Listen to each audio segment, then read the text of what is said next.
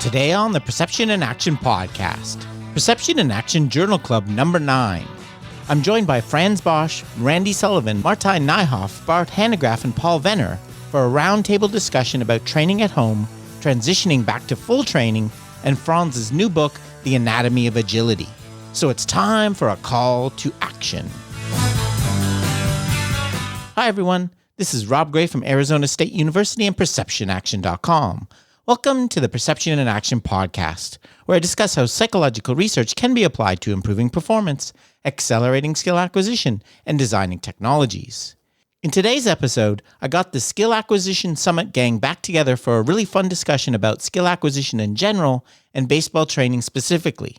We also had a lot of fun talking about Frans Bosch's new book, The Anatomy of Agility, Movement Analysis in Sport, and how coaches can apply some of the concepts in it, like finding the attractors for your particular sports movement you're coaching.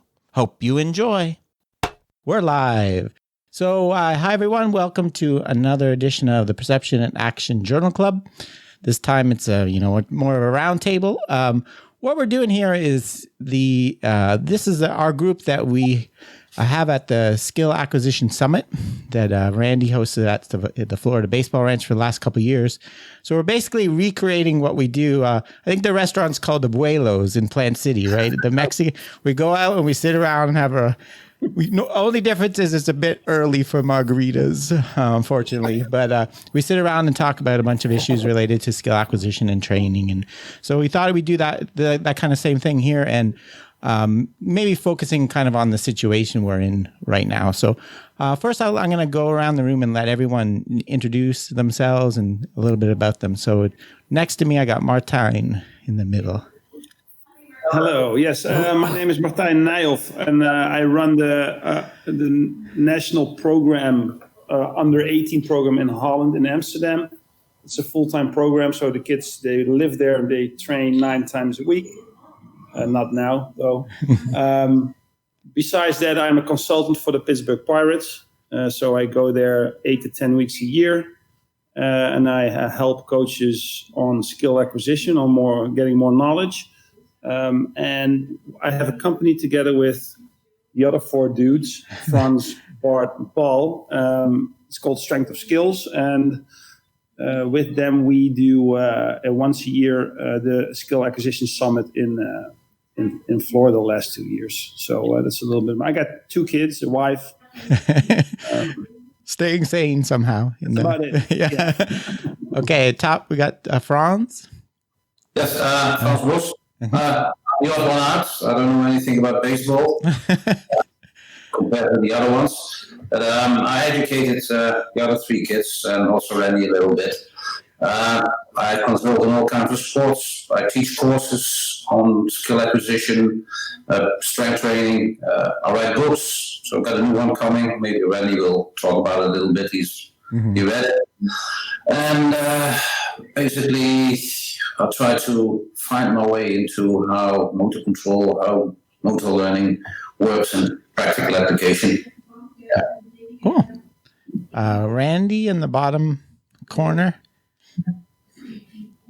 All right. Well, yeah, I'm Randy Sullivan, CEO of the Florida Baseball Ranch, and I've been honored to work with these Dutch dudes and learn a lot about motor learning and skill acquisition, and as well as following Rob for a long time and studying his stuff. And we had this crazy idea 2 years ago to put together this baseball skill acquisition summit to teach coaches, motor learning science approach to teaching movement skills. And I did have the privilege of recently, Frans asked me to edit the English version of his new book called Anatomy of Agility. And it is a game changer, and it really opened my eyes to a whole new layer of skill acquisition and movement science that I hadn't seen before that we're now applying to baseball skill acquisition here at the ranch. And so we're just thrilled to be a part of this amazing bunch of minds here. So thanks for having me. Great. And in the middle there, Paul. Yeah, my name is Paul Venner, and I got a background in strength and conditioning as a student of Frans. So obviously with an interest in coordination and transfer of training. After experience with many Olympic sports, I somehow found my way with those guys from Dutch baseball, and I got hooked and got stuck there. So I'm an athletic performance lead for Dutch baseball. And besides that, I developed and founded the company Ultimate Instability, where we develop all kinds of training tools like the aqua bags and hydro vests to apply in our training. Yes. And if you come to the Skill Acquisition Summit, he'll put you through a really tough workout with those if you want. I feel sorry for your people that demoed. That's to be challenging. It is. It's super challenging workout. I've tried it. And bottom corner, we got Bart. Yeah, my name is Bart Hanegrafff. Also one of the guys that studied under Frans. Right now, I think I consider myself as a skill acquisition coach. So for the Dutch Federation, I did strength and conditioning, but also sport-specific trainings. And next to that, I also do consultancy for the Pittsburgh Pirates. Cool. So I'll keep it short. Short and sweet. So yeah, I thought we'd start off with, some of the things that are going on now. I don't know where we want to jump in, ways people are helping train now, or, ideas people have now. Or maybe we could we'll start with the book, Frans. Maybe, can you tell us a little bit? I know a lot of people have read Frans's first book. And okay, what's kind of new, and what new directions did you take the second book in? It's not a U-turn or something. It's more an expansion of it. Okay. So in the previous books, there's about 10 pages about attractors of agility. Mm-hmm. And I thought, okay, if you're really that pretentious that you think you can nail down these attractors, you also have to be able to reason completely from the start to the attractors, how they really, how they really can exist and where they come from. Mm. So 10 pages are now 400 pages. Oh. And basically it tries to be a template for how you should approach movement analysis. Mm-hmm. From a systems point of view, where self-organization and self-stability is translated into how that works anatomically, with degrees of freedom and degrees of constraints, and how these degrees of constraints look in reality, and what consequences that has, and how you can construct from smaller units of self-stability, muscular self-stability. So that's, for instance, a feature that actually now starts to be researched a little bit more, that a muscle not just has a force length and a force velocity curve, but also maybe a length stability curve. Okay. And from that, you build bigger units until you end up with the attractors that you can apply almost in any, let's say, any movement pattern that has to do with running, but also maybe in pitching and things like that. And then you actually end up with side steps and jumping and running and cutting and all the things that happen on the field.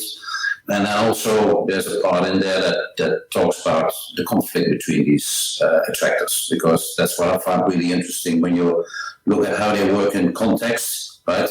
Then certain attractors become very important, where other ones take a bit of a backseat, listen to other attractors, and how these conflicts could work.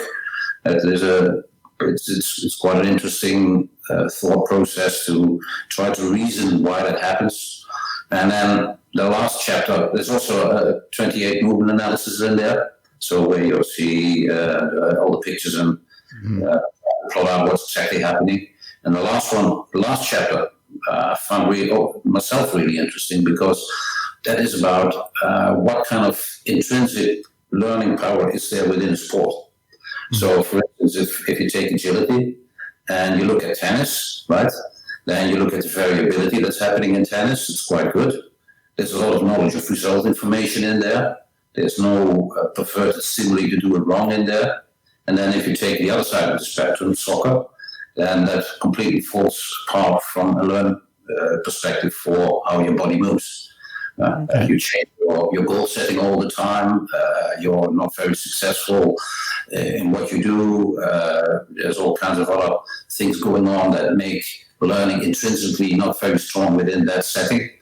And what I try to show is that different sports have a different kind of intrinsic learning power within them. And therefore, it has a big implication on how much extra you should do. Yeah, that's right. Yeah. Very simple, right? If you take on baseball, batting, right? There's no, in a match, there's no learning power in batting. Because you fail God knows so often, right? So that's basically what the book wants to be. The book wants to be, let's say, a kind of starting point from where people, let's say, can do movement analysis a little bit more than the biomechanics that we're used to when you look on the outside and you start to guess what's happening with it inside, which is really a crippled way of looking at movement. Yeah, well, that's really interesting. Yeah, I think I could see how that could be really. Maybe we could follow on that with the rest of you guys. You know, how do you use kind of this information, and how do you go about identifying the tractors in baseball and pitching and hitting and doing this kind of analysis? And I'm sure Frans gives lots of guidance, but I think that's a lot of people like these ideas. But how do you figure out what the tractors are in pitching, for example, Randy? Well, one thing that really hit home with me with Frans' new book is that we kind of have to back up and take a more universal approach. And you have to understand that all skill, all movement is really a form of ambulation or running. Right? It's walking and it's running. And so the laws of physiology and the attractor state is the same. And Frans pointed out in his book that the body is only interested in three things. It basically wants to accomplish important goals, and it wants to save calories while it does it. It wants to preserve itself by avoiding shear forces. It wants to, so that's what he calls the minimum jerk principle. It wants to avoid extreme ranges of motion. It doesn't want to be at the end of its available space, and he calls that minimum joint motion. And it wants to conserve calories while and not having to think about what it's doing. It wants to conserve those brain calories by not having to think about how we're making the movement. And so he calls that minimum processing. And then he goes on to outline some rules for identifying attractors. And really, I won't list them all, but many of them are things like at the starting point where there are transfers in energy, where there are changes in direction, where there's large forces involved, at the end point of a movement, or where energy might be dissipated. And so when you take those general rules and look at any movement, you can begin to examine the movement and say, okay, where might we find attractors in this particular movement? And they're more universal than what I first thought. I thought they were really specific about what you have to do with your arm and your leg, but they follow these more universal agility based attractors, which are basically just different forms of running. And he does a really good job of outlining, of laying out the idea that there's a lot of options, right? Like, we've always been looking for a few keys to unlock the lock. It used to be we look for one key to unlock one lock, and then we started looking for 4 or 5 keys, and we thought that would. But the truth of the matter is, when you back it up a little bit, what you see is that, like, if, for example, you could be lousy at A, B, C, and D, and that puts E and F in jeopardy. And then all of a sudden you throw in a great G and boom, you fix the whole thing. And there's just a lot of different ways that the context of the environment and the sensory information you're gathering influences the way you move. And if you just operate under these more, what I call universal movement principles, and he lists about 11 or 12 of them in the book, most of them are centered around maintaining optimal length in the muscles, or what he calls the optimal stability place. Muscles work best at maximum stretch or optimal length. And then others are based around innate reflexes, like the cross-extension reflex and stumble reflex. And you can use those as well, especially in time-compressed situations. And that has been revolutionary for me, to be able to take that information, apply it to pitching. And now you can begin to identify, okay, is the way this guy's moving, is it going to be sustainable? It's really cool. Yeah, I really like that. I think it's very different than the approach we're used to. You know, I'm sure you guys, Martijn and Bart, the old way of whether you're identifying technique or you're identifying, the KPIs, is to look at a bunch of different athletes performing the same sport and find what they do in common, right? Trying to find the things that are the same and don't change, right? This is a very different, I think, view. I think that's useful in a way, but that's not what you're doing, right? You're looking, it's not necessarily these things have to be the same every time, right? They can vary That's kind of a bandwidth wherein you think if it's in the right flow, it's not station to station to station and checkpoints, but it's more, again, like Randy said, or what is in Frans's book, it's the underlying principles that go from one state to the other within that bandwidth, because you have multiple options. If I can add a little bit. So one of the things about these attractors is, especially the attractors that are, let's say, bigger units within a movement pattern, right, is that they can never be described in a very linear way. They're always quite abstract as a concept. And that means there's a reason for them to be abstract. And the reason is that the body only interested in attractors that have a universal application that you can use in all kinds of different situations, right? So that means that a knee angle or a shin angle or an elbow angle or whatever can never be an attractor. It's always one step more complicated. It's joint coupling, how this joint moves relative to that one, which gives each joint a certain freedom, but the other one needs to respond to it. And I think that's a very important notion in understanding attractors, that they are fairly abstract. And then if you want to figure out how such an abstractor works within your body, right, there's only one way to do it, is to prove that this, let's say, formula, this algorithm that you have in your body is applicable in many situations. So that's why repetition of the same movement over and over doesn't teach you anything, because you never learn that is universal in education. And I think that's for anyone who wants to get into movement analysis a little bit more, it's one way to have discipline in your head. It's never a shin angle or a knee angle or those things. Yeah. Yeah, and Paul, how do you do that? In S&C, where that's the way we're used to being taught, right? Your shin, knee over your ankle in a very static posture base. So how do you kind of adopt that? Yeah. I think in particular in S&C, we've got this industrial mindset and this industrial viewpoint. I actually even know, like with the Olympic Center, they have a quote on the wall, like. The metal factory, and you've got those. Okay, build a better machine, and all these type of things you have in the world of strength, and all this iron. But yeah, it's really like an old paradigm. Like if you look at it from this perspective, it's more of an ecological, organic perspective, like the way biology functions, and the way like every living system, every living organism. Functions and develops, and it allows for more creativity in training as well.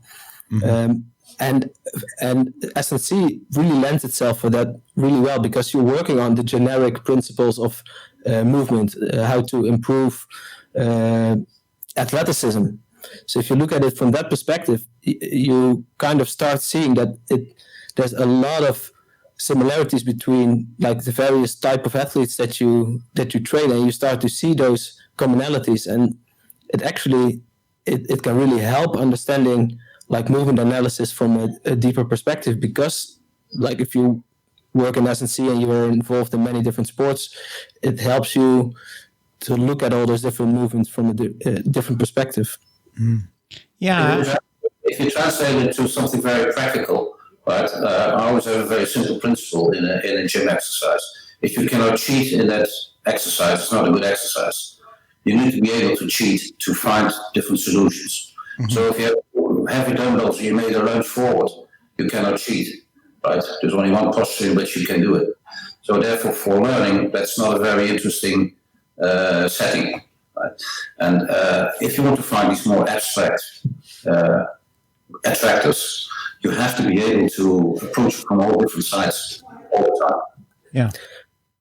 Yeah, I think that. Sorry, go ahead, Paul. Yeah, so you want to improve the adaptability. So there has to be room within the exercise for the person to figure out how it should be done, instead of being fixed into this one movement that's possible. Yeah, I think that's a really key idea, especially I find, and maybe talk about this too, Bart, and things like hitting a baseball.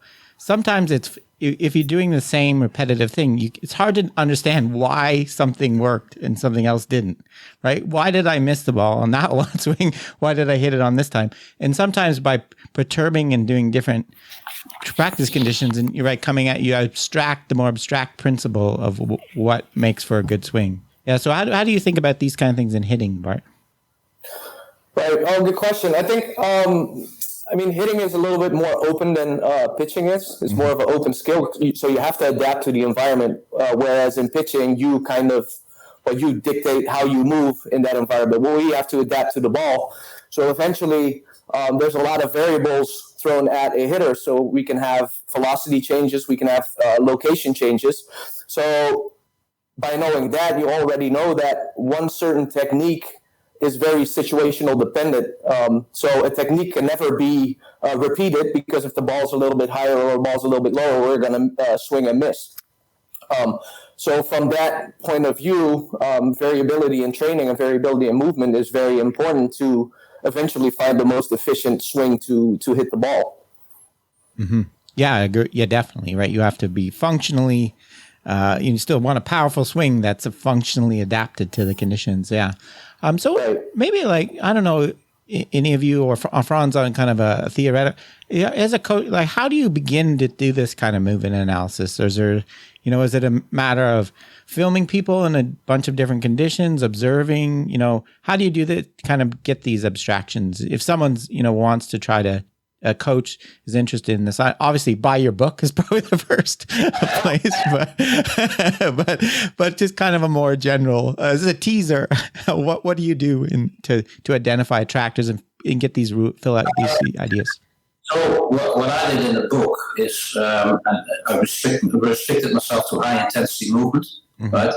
For the very simple reason that high intensity movement is way simpler than low intensity movement. The low intensity movement has so many more options open that it's virtually a very, very hard task to find attractors. So high intensity movement for me is a lab that is very simple, very straightforward. And then the next step, we say, okay, what are the constraints that there are in the body, in anatomy, right? For instance, if you take a tendon can stretch and then recoil, but it cannot do it in 0.4 of a second. That's too long, because it will dissipate everything in heat, right? You cannot do it shorter than 0.1 of a second, because there will be vibrations going to it that it cannot cope with. So from that perspective, from tendon perspective, everything has to happen within a certain time frame. And what I try to find is more and more of these constraints that are in anatomy, and say, okay, it has to be narrowed down to this, and this, and this. So, for instance, a hamstring, right, is not built for getting longer and shorter. It has to stay around that optimum length where the interaction between active and passive tissue protects itself. So if you then take these units and these restrictions, then you can build bigger units with less possibilities, right? It's very much like a prefab concept of a house. If you start building a house with bricks and glass and God knows what, you can build anything you like. But if you're having prefab panels, there's less options to make it. And the thing is, you'll finish much quicker, right? So in high intensity movement under time pressure, there has to be something like these prefab elements. And actually you start with very simple, with trying to understand anatomy and where the restrictions are of anatomy. So I had dedicated a whole chapter to that. Okay, for what is this with this joint that has 6 degrees of freedom? You never can control that in high intensity. So how do we reduce the degrees of freedom in that joint without the central nervous system being, let's say, taxed too much, and that cannot do it, right? And then you look at anatomy and how anatomy can do this, and then you make the body simple. So one of the key things is that the more chaotic the environment becomes, the simpler the body has to be. Otherwise, there's no way you can control the context. Okay. And with that, you're actually narrowing down everything much more than your, let's say, with all the degrees of freedom, all the possibilities there are in a body that is not in high intensity setting. And then you can say, okay, and if we have that, then we can start applying these search rules for attractors, right? One, for instance, a very simple one, Randy hasn't mentioned it yet, is if you look at it as a sport, you see where people get injured, right? Like shoulder injury, elbow injuries, tail and abdominal things, and running hamstrings. Those areas where you get injured probably are best off to be in an attractor state because they can protect themselves, right? Mm-hmm. And there are a lot of these rules, and I think there's 7 in the book, something like that. Then it makes it easier to start navigating through a sport and gradually find these things. Okay. Obviously, I have to admit, there's some speculation in there, because, right? Yeah. But I think I try to kickstart the thought process much more, where everybody is, let's say, eventually can use his own intelligence to say, okay, this is the consequences of what I see. Along this line thinking, maybe find another attractor. So a friend of mine who in the Netherlands is in tennis, right? Mm-hmm. He's very interested in what is now the key attractor for a topspin forehand. Okay. Because with tennis, especially in gravel tennis, the more spin you can give to a ball at a high, with hard hitting, the better it is. And that's something I never thought about, never for a second, because I'm much more coming from a running background. Right. But what he uses is the same book and says, okay, this is the thought processes, right? Now I can find my own way of navigating to it. Mm-hmm. Oh, that's really interesting. Randy, did you have something you want to say? Yeah. So for the average coach, Frans given us a shortcut. Okay, read the book. It'll be out in May, right? Mm. And what we did with our instructors, we took the book and we learned. I think I found 11 of these universal movement attractors. For example, movement should occur proximal to distal. Mm-hmm. They actually should be proximal to distal. And so you watch the guy on a pitch. Does he hinge his hip before he bends his knee? It's really. And if so, he's fulfilled that rule or that universal attractor. Another good example would be you can't violate the sagittal plane while rotating. When you're making a rotational movement, you shouldn't flex or extend your spine. So you have to co-contract your abdominals and your back muscles.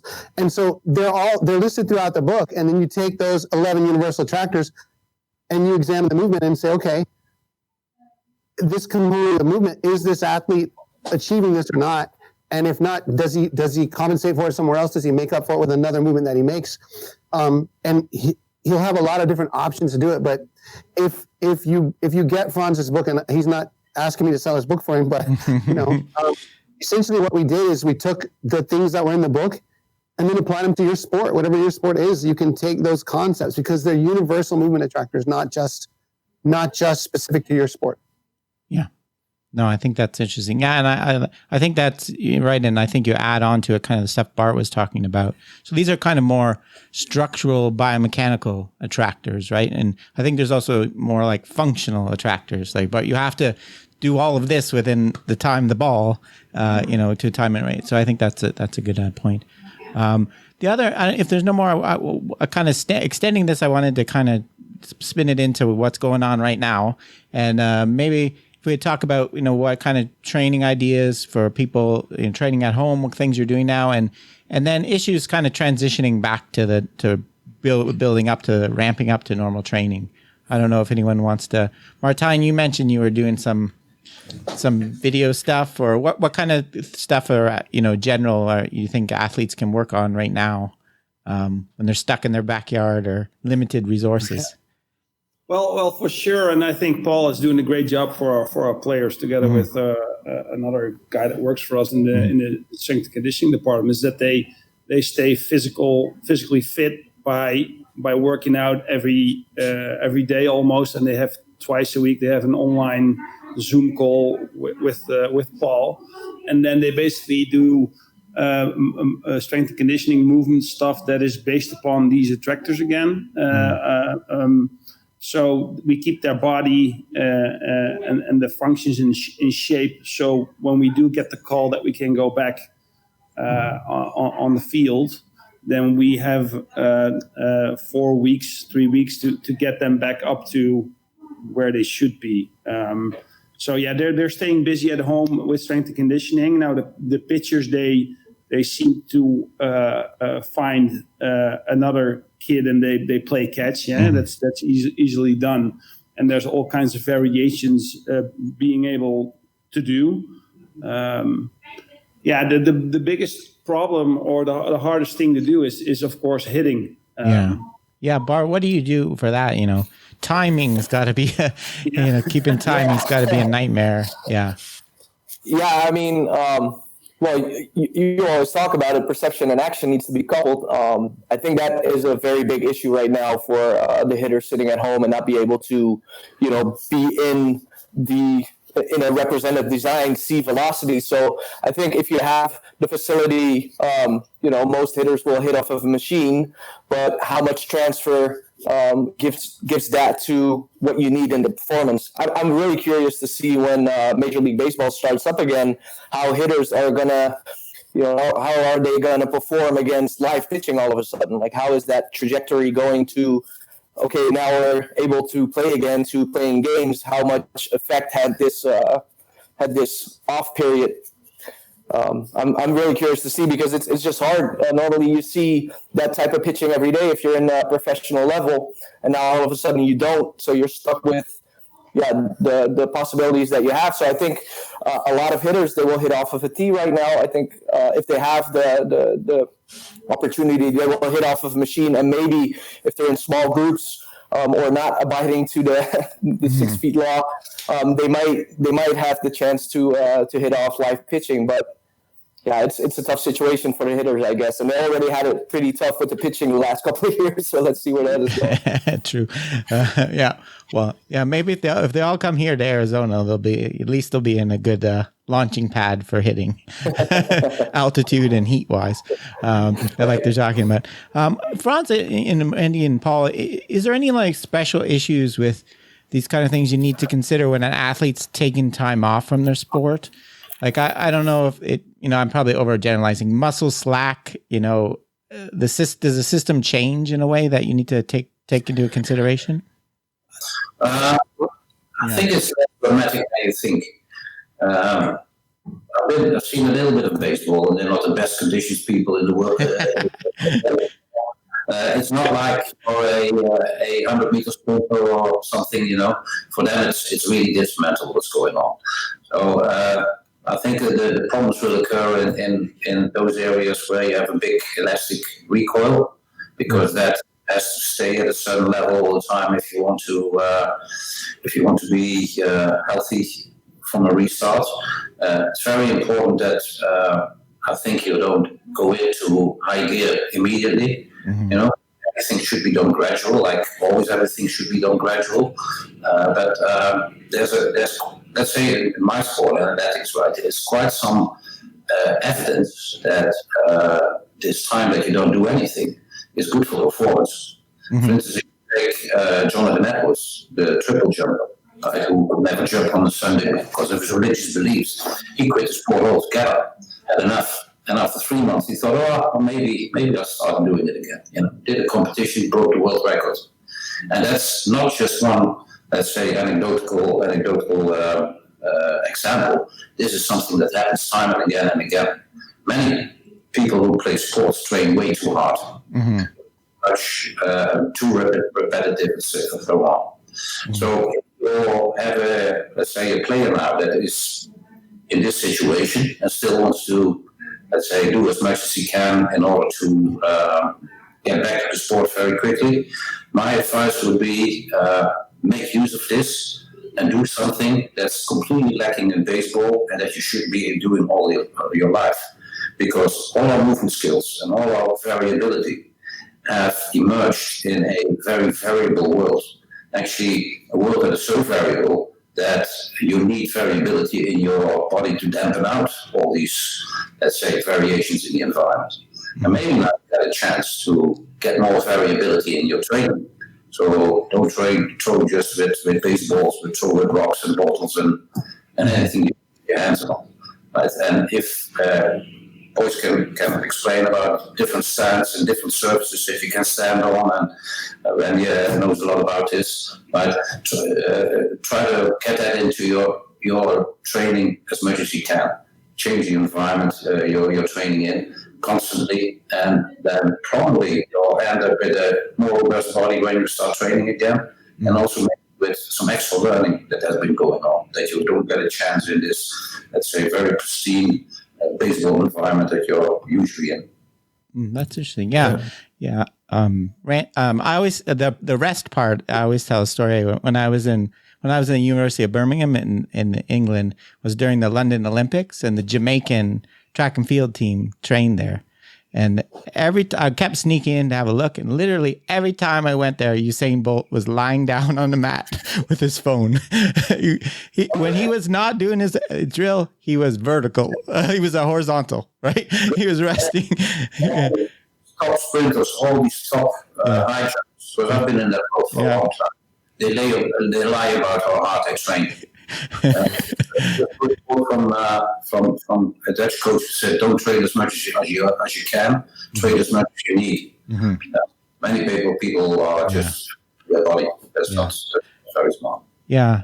What about Randy and Martijn about pitchers? Coming back up, and you're probably not as worried about it as much as other people because you don't treat your pitchers like they're made of glass, right? You kind of like other people, right? You don't have super strict counts of pitches, and you try to make them adaptable and resilient anyway. So, but what are kind of some of the special issues with that, like going back and ramping back up throwing? Well, from our standpoint, we've actually gotten phone calls from about 8 different major league organizations asking how they should handle this, right?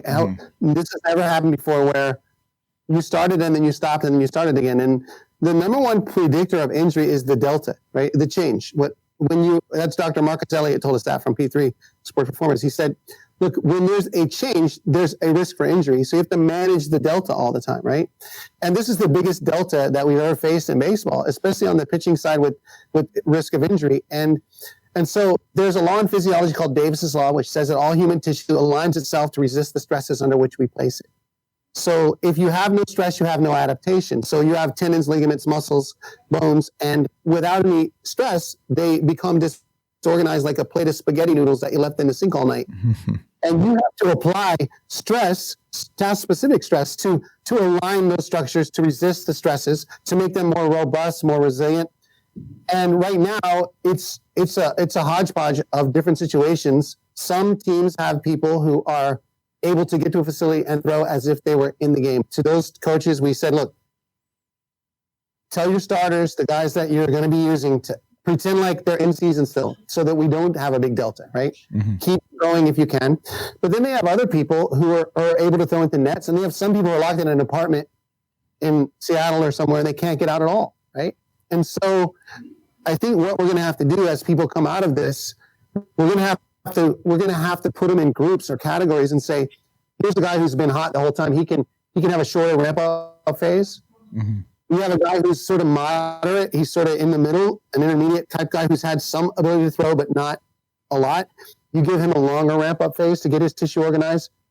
And then the guy who hasn't been able to do anything, we have to give him a much longer on-ramping phase. So it means we're probably going to have to expand our staffs so that we have more options available, so we don't have to push someone into an untenable situation. That what I've just said only considers the physiologic organization. And so our mantra is never let the tissue get disorganized, physiologically or neurologically. If they've been in a place where they've been able to lift weights but not throw, or lift weights but not hit, every time you hypertrophy a muscle, you have a new coordinative demand. And so you need to re-coordinate the neurology to that as well. And so we have to ramp up both of those. And it's going to have to be putting guys in categories and grouping them and saying, okay, this group can be done quicker, this group needs to be a little slower, and this group needs to be a longer time. Mm-hmm. Martijn, yeah.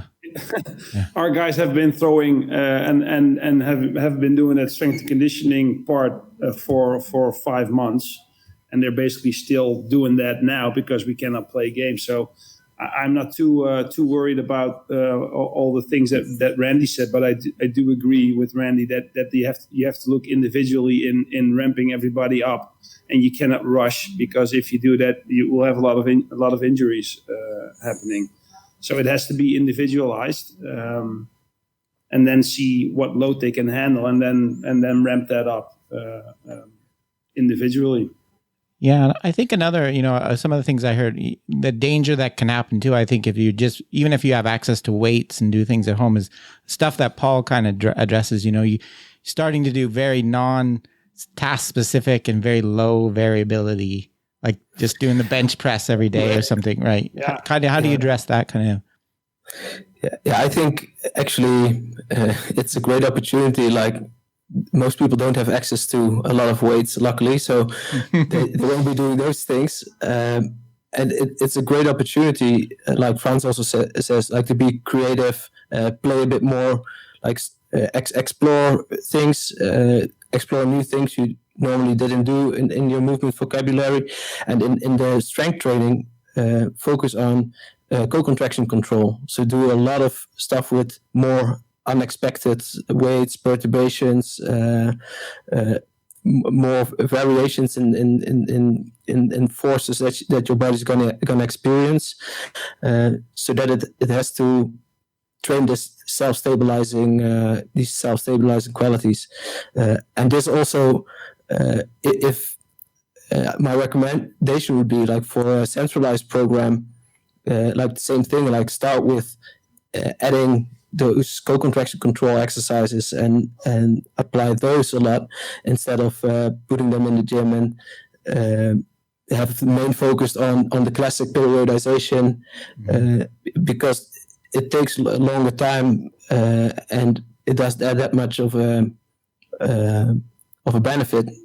So that needs to be in a good balance, I think. Yeah. And I guess Bart, with hitting is just a manner of getting back and coupled, like you said, getting back in the live. I've seen some people online post, doing pitch recognition, video train, those kind of things. Is there any how do you kind of transition to back to for hitting? Obviously, the injury issue is not as big, but. I've seen some really creative things on the internet with people with beamers on the wall, having recorded pitching. But I can't remember, I think Frans talked about it also, the sensory, the visual system is very sensitive, and we don't really know, at least I don't know, maybe you can tell a little bit more about that, Rob, but if you have 2D visuals, how much does that really transfer to what we really want? And I think these are all creative things, and I think they can definitely help you with picking up release point, or at least create some sort of environment that kind of looks like what you want in the game. But how much reversibility, like how much are we going to lose if we don't keep it coupled all the time? I'm not sure. I don't know if there's any research out there that how much trouble as a hitter you can run into if you don't face these velocities constantly, and how much comes back when you do face it. How fast do you get back to the level where you were? Yeah, I think those are good points. I think the things that we normally would say might not be the most efficient use of training time when you have everything available. Maybe we'll lower our standards a bit, and why not? Yeah, I think is a way to hit. One thing I've seen some people doing that I like to play around with is something that I know you guys do, and I do it too with technology, with the occlusion. Using occlusion. I think it's something you could play around if you have someone that could toss a ball to you, and you just keep your eyes closed until they say a word, or. I think that's something you could get in that variability, playing around with adapting to, adjusting your swing to the visual information in the air. It's not quite the same information, like you're right, Bart. It's not nearly the same speeds or anything, but I think that's something you could potentially play around with if you're limited in your backyard. Yeah, and eventually, you have to kind of deal with the situation that you have right now. And if a pitching machine is the closest thing to mimicking the velocity, I think that's what you got to do. And again, that's not the only thing you have to do. I agree with all the guys saying here that now is the chance to step out of that that little box and maybe explore, maybe play with the ball in the yard, which is a little better, and use a broomstick, or then use a bat, or then use a cricket bat, or then use a tennis racket. Now is the time to really use variation in your practice, and no coach getting mad at you for doing the wrong thing. You can explore and playfully get your movements better and more robust in that way. But yeah, I think the specificity to really play in the game in baseball, Let's talked about it in the beginning of the podcast. I think that's the big paradox in sport. If you want to have specificity in baseball, you have a very low success rate. We only maybe 2 or 3 times out of 10. So that means that we don't learn specific. Now, if we do want to have a high success rate, then we have to constrain the environment. We have to make it more easy, but then how specific are we to tasks that we have in performance? So always this battlefield that is hard for hitting coaches to find, the middle ground. What is really important? What are we focusing on, and what kind of feedback do we give? Yeah, oh, that's interesting. Frans, and you mentioned, it's a time where people can do other things, maybe outside their sport that they don't normally do. Is there any kind of principles for, things that transfer? I know we all really preach specificity in training, right? But like things that, or is it not? Should we not be worrying about transfer when you taking time to play another sport? Is it more getting away from, what's your thoughts about that? Well, I've been listening to some of the previous things you did, mm-hmm. right? And you're talking about specificity and general. Mm-hmm. Training, right? I have a little bit of different take on that. Okay. The only thing that's existing is specific relationships, right? And if you now have, let's say, this is your competition movement, this is what you do in a match, pitching or whatever, and this is your exercise, right? The learning system will never compare them directly. What they compare is, this is your match situation, what kind of general abstract principle apply to that? And then if you do an exercise, you look at what abstract principles apply to that, and that's the way the transfer occurs, never in a direct way. Okay. Then if you do other stuff, which then very often is called general stuff and stuff like that, that has the same root to these general principles, to these abstract general principles. So in fact, in my point of view, everything is specific. But the reason that you do these things that are called general, that are not general, that are also very high specific, is that these abstract principles that you want need to be tested from all sides. Right? Okay. That's I think, a little bit different take on it. Mm-hmm. And maybe it's just stupid semantics, but maybe it's also important to look at this a little bit more, because what has happened in, for instance, the world of strength and conditioning is that they have been using the idea of general exercises as an excuse not to think about whether they make sense or not, right?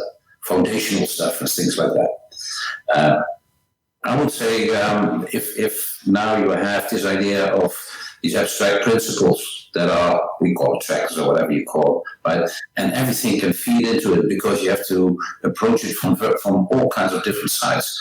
That many more things that you can do now make sense, right? Because there's much more information coming from all sides. And that's actually what we talked about in the first Skill Acquisition Summit, where we had constrained that approach and married that with differential learning.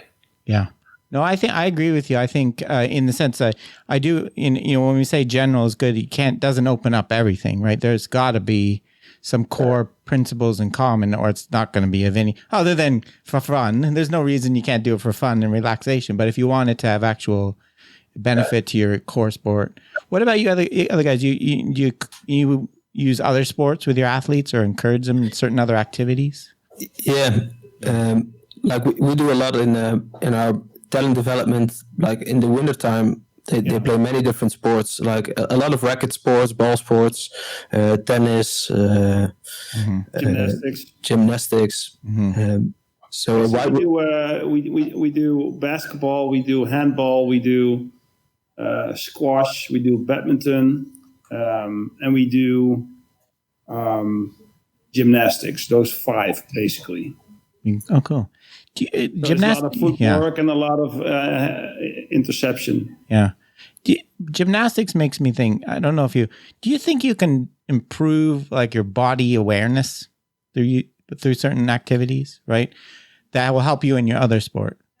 Like being more aware of your be maybe more attuned to your kinesthesis and proprioceptive senses there's certain sports that require that. You know, gymnastics, figure skating, you have to know your form is more important. Yeah. Whereas other ones, how we apply it, it's also like more in a free and exploring way, not like in the traditional gymnastics. So it's more, and I see a lot of correspondence with, like, if you have to be on the infield and you need to dive and then be able to get out of a strange position, like if you're well versed in rolling and jumping in many different ways, you're more well versed to deal with your body position. And like Paul, it's good fun running. The free running that we do when they fall and they jump. Yeah, exactly. So it's more free running stuff. Yeah. And then we're also going to apply it later on with, actually they have to do a free running exercise and then have to catch a ball and throw it somewhere, or like we make those combinations as well. And also like for the shoulders, I think in baseball sometimes we are too careful around the shoulders, like those stupid ideas to never do anything overhead. But I think if you build it up like in the right dose and in the right way, like there's obviously not a lot to be done to build robust shoulders that are not going to get hurt. So we do a lot of stuff in the wings and that stuff as well, but all dosed in the appropriate ways. Well, and even maybe to take it a step further, and Paul, you can jump in if you want to. We don't just combine different sports, but we also combine strength and conditioning with our specific sport, baseball. So Paul and I did a study on that. So we know the constraint-led approach and how we can manipulate and influence the task and the environment. But we also looked at what can be, what can be the role of influencing the organism. So pre-fatiguing the organism, and then play our sport, and then see what it does to a learning standpoint. So we looked at that in hitting. Paul, you want to talk about that a little bit?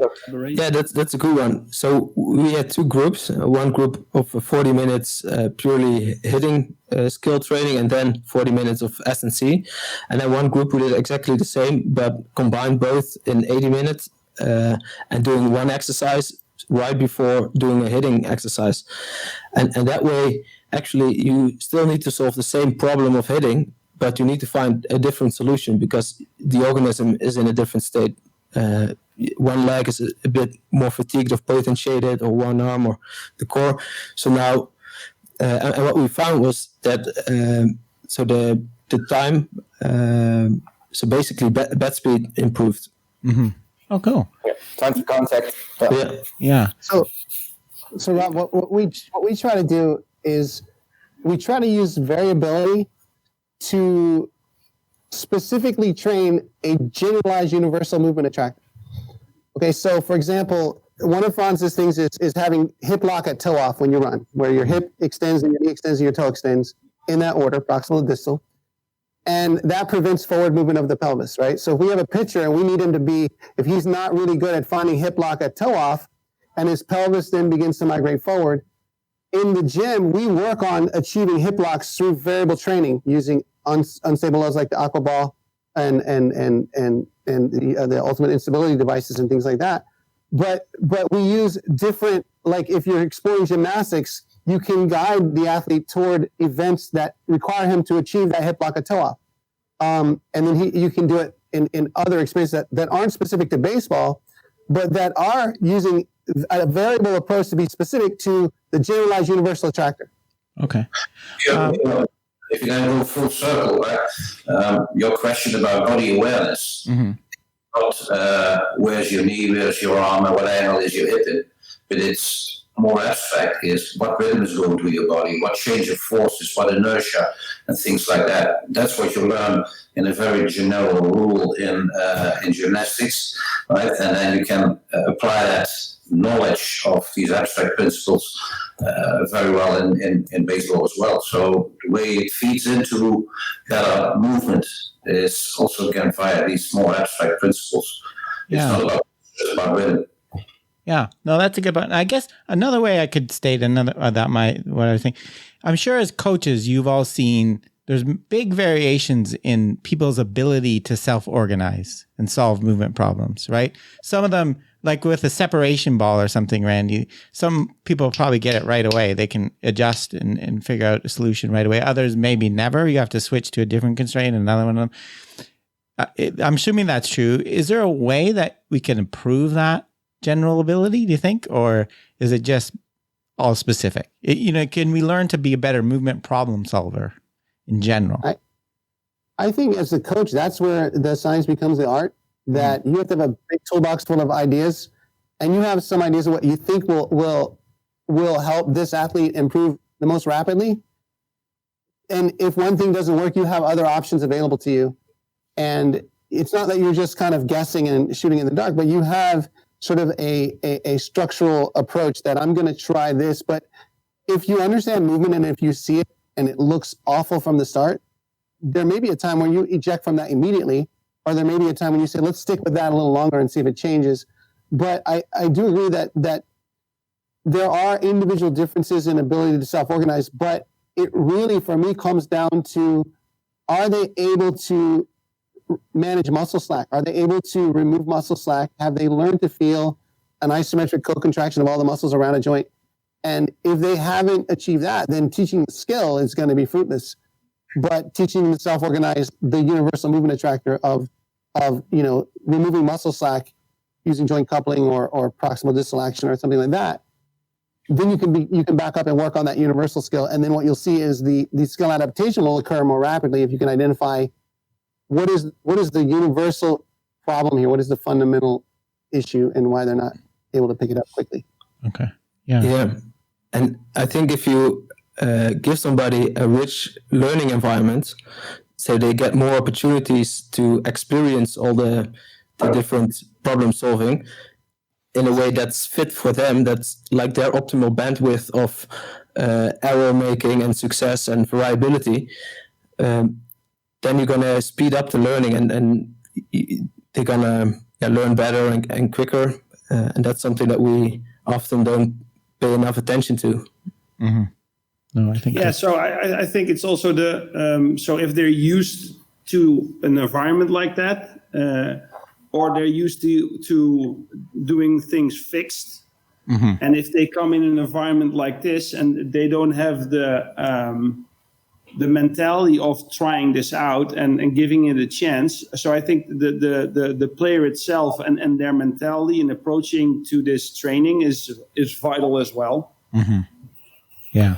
And we see this in Amsterdam, is that kids that they're not used to this, and then they experience it, and for some it takes longer, and for some they say, okay, let's go. But in the end, it's way more fun to do as well, and then they learn quicker as well. So Bart, do you have the same? Yeah, so it changes the role of the coach as well. I think, and I think I heard Keith Davids talk about this, where it used to be more coach-centric and the coach teaching the player, where they now say, we're learning the players to learn. So we're designing the environment and let the athletes explore the possibilities and exploit what they have learned in that environment. So you change from more coach-centric top-down, we're telling you what to do, into okay, we're going to design the environment and let's see how the athlete flourish and how he comes up with solutions. And I think the role as a coach, and that's where the art comes in, is finding that challenge point and seeing, like, does he struggle? Is he challenged, or is it too easy? And how can I influence that environment so that the athlete stays in a certain point where it can learn optimally? Yeah. No, I think those are great points. The acceptability of failing, right? Trying things, and then it's your ownership of I don't have the solution. I don't know how to do it. You figure it out. It's kind of very different thing for people. A lot of people. Yeah. We have the last few minutes. Just want to mention, if anyone watching along has any questions, if you post them type them in the comments, look, I can show them up here and pose them into anyone on the board. Was there anyone else that had a comment? Frans, did you? Sorry? Did you have a comment about what we were saying? No. Okay. I guess the last thing I wanted to bring up is we're all on Twitter, although I don't know, Frans, you actually do yours, do you? But there's a lot of hitting talk on Twitter. It's sometimes referred to as hashtag hitting Twitter. I know we're not all into hitting, but Randy, you had a post about this the other day, and you started with the image of a dumpster fire, which is really, I think, applicable. And I've seen this a lot. This is something a little worrisome to me about some of the things going on in coaching is, we all have our biases, right? We all really strongly believe in self-organization approaches and constraints, and we're really passionate about it. But I think so I see a lot of people verging on to, insulting, latching onto the first thing and running with it. And, so I don't know, Randy, what you want to start, without we don't need to get any specifics, but just kind of this issue, I know about, yeah. Yeah, I think that if you want to turn me off as a friend and as a person who's respecting your information, then tell me that you have it all figured out, right? Tell me you know everything. And as soon as you tell me you have it all figured out, you just lost me. Okay. I think that what happens on social media, sometimes Bart alluded to this in the sort of prep for this thing. He pointed out that a lot of times people get on there, maybe they're trying to make a name for themselves, trying to get their ideas out. And we all, of course, are passionate about our ideas. But social media marketing will tell you that if you can create controversy and conflict, you can get more followers and people come in. I personally, I can't operate that way. It doesn't fit my personality. I don't like it. It's distasteful to me. I love healthy discussions and debate. What I don't love is criticizing someone's ideas and trying to make them feel bad so that I can feel better about myself. I mean, it's almost like 8th grade, morality, really. It's like if you have to make someone else feel bad to make yourself feel good, then you have a problem. And I think that what we see a lot of times is people are looking, and I put this in the post, that we're looking for a specific answer to a general question. People are going, if I do this, if I can unlock this movement right here, then that's the answer. Well, that's the answer for that guy. And your approach might work for that guy, but it's not going to work universally for everyone. And I think if we back up and take this more universal, and this is what Frans's new book, and I'm gonna pimp it again for you, Frans. Mm-hmm.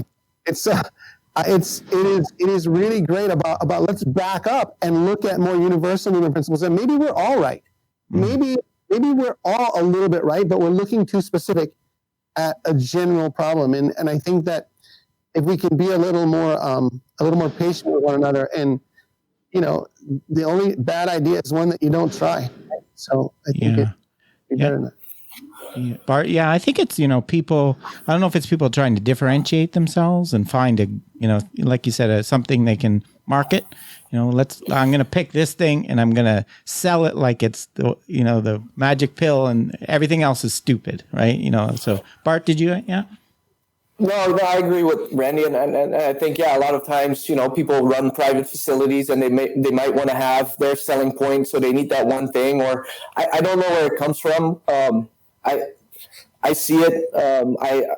We're all on Twitter. We all post. But when it gets personal, I think you kind of lose sight of what really is important. And I think that's finding the next answer to what the problem is, and the problem is the movement. And we don't know. We're trying to get better at that. So sharing information is great, but I think bringing people down is not necessary. I agree with Randy. The funny thing is that there's so many coaches looking at, hitting or pitching, and we still are not able to really find the answers. I think if you really want to find the answers, then anatomy is the starting point. If you understand anatomy, and if you really look at anatomy, then the body gives you, as Frans is talking about also in his book. So another kudo to the book, Frans, about the constraints and the possibilities of the body. And if you really dive into that and you understand what possibilities the body gives you and how that is controlled, then you can make a structure and look at, okay, then probably this is the area where I need to look, and this is probably how it should be organized, and then you can come up with answers. But yeah, as Randy is saying, there's no specific, there's no one answer, because it's all individualized and we all have different body types. So it's a little bit harder than saying this is the truth. Well, it's never the truth. It's just for that guy maybe it might be the truth, but for that guy it might be devastating. So Yeah, and it's the binary. The other that we talked about before we went on live here is the binary notion that if you didn't do it, you have nothing to say about it, right? Unless you were a major league hitter, there's no possible way you could know anything about being an effective hitter. Come on. I think, and you had to discuss in soccer until one of the educators said, listen, if you're a good racehorse, doesn't mean you're a good jockey. Right? That's what it is. So what changed my way of thinking in this respect, because I was on the peak of the Krüger-Dunlop equation myself one day, a long time ago, is I started to compare my profession with other professions, right? So I thought, okay, why is there not a weekend course brain surgery? I would do that anyway, because everybody knows brain surgery is a little bit more complicated than that, right? And then if you start comparing what we try to achieve, try to teach people things in a system that has evolved over millions and millions of years, just like the brain has evolved over millions and millions of years, and you do that in a weekend, it doesn't make any sense. So I started to understand that I didn't know much, and that's where I started to understand that our profession actually is brand new. Right? How long is this going on, that we start teaching people or that we do strength training and things like that? 30, 40 years? Well, I always say, listen, if you're 1620, right, dentistry was 40 years old, would you sit in that chair? Why else? Right? So I think people need to develop a mentality that we're just at the beginning of understanding and that we don't know too much yet. Yeah, no, I agree. We have a couple questions. The first couple of them are, we must be doing a good job because we got a question, what's the book called and when can I buy it? So Frans, it's called Anatomy of Agility. Okay. Subtitle Movement Analysis in Sports. Probably it goes on pre-order next week. Okay.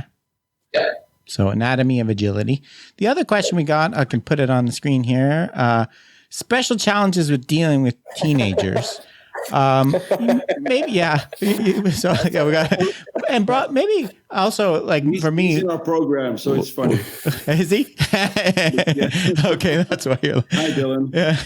Is he a teenager? Yeah. That guy. Hey, Dylan. And he went over to Florida. No, I think dealing with teenagers is that they trust the process of learning from variability, which means that they're not always having success, but that slow process of finding their technique and trusting that instead of having instant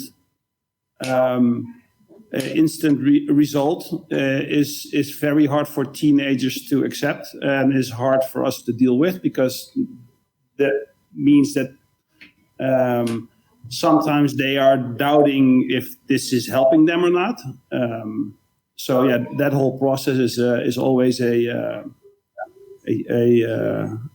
hard one to get all these players in line, trusting that process. Is there any special considerations for still growing? People that as an athlete that's still growing and develop, might spread up in height or all of a sudden over a season and things like that. Is there any special things you take into account for that? Yeah, there are definitely many things to take into account, and that's also the hard thing with that age group, because like individuality is even like more important and crucial in that like developing age. And what I find is a really big challenge also is to match that, like the biological constraints with the constraints that we as a society and as a sport put on those kids. Because like if you're 15, 16 years old, like we ask so much of them, like they need to train twice a day, get up early, while every teenager likes to sleep in. But they also have to perform at school, and people, their parents want all kind of things, and we're all pushing so much on them. Well, I don't think that's. Yeah, they need to juggle so many things while their prefrontal cortex is not developed fully yet, and they cannot plan and so many things. I think that's a really hard challenge to optimize that for them and still get the best development. Because sometimes I think actually if they would have the chance and the opportunity to develop a little bit slower and longer, they would become a better player once they are 28. But they not always get that chance, because if they miss college or they miss like their drafting year, then like their talent is gone. Yeah. So I think that's a very hard thing with teenagers. Yeah. One of the key is, from that little bit what I've seen in baseball, that really annoys me, that coaches don't see the difference between selecting and developing, right? Mm-hmm. Completely different. And most of them claim to be developers where they're just selectors. Yeah. You get the relative kind of age effect, I think, kind of thing you see in lots of sports, where they pick the bigger kids, or the ones that instead of the ones that have the potential to develop. I will probably wrap it up here. I got a question on text. This one's for you, Randy. It's Vaughn Robinson is asking about our plans for Skill Acquisition Summit Part 3, assuming the world reopens. We've talked about that, and as far as we know, it's on. If the world reopens, we'll be doing it in October, the first week right after the Major League season is normally over. I don't know when it's going to end now, right? We planned it for the week after the Major League season ends, but that's the plan, about the same time as we did last year, the first week of October.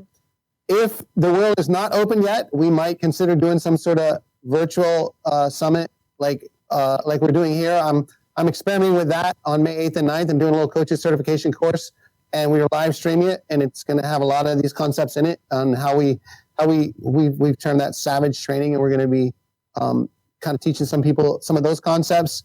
But the plan right now is Summit 3 is on for the first week of October. If we can't travel by then, we may figure out a way to tech it up and live stream it from around the world. Okay, sounds good. And we also have a request to do one maybe in the spring in Arizona. So we'll see. So so we better wrap it up there. We could talk all day on this, I'm sure, but we better. I'm gonna have to feed some kids soon, so they're gonna show up behind me. So thanks everyone for joining me, and you can stick around for a second. I'm gonna just end the live broadcast, and thanks everyone that listened and the questions today. Okay, that's it for today's episode. Thanks for the fun discussion, guys. I've included a link to pre-order Frans's book in the show notes. And remember, you can contact me at robgray@asu.edu or follow me on Twitter at ShakyWeights. To find out more about the podcast, please check out perceptionaction.com. Finally, to support the podcast and receive bonus materials, including written transcripts, please head over to patreon.com/perceptionaction.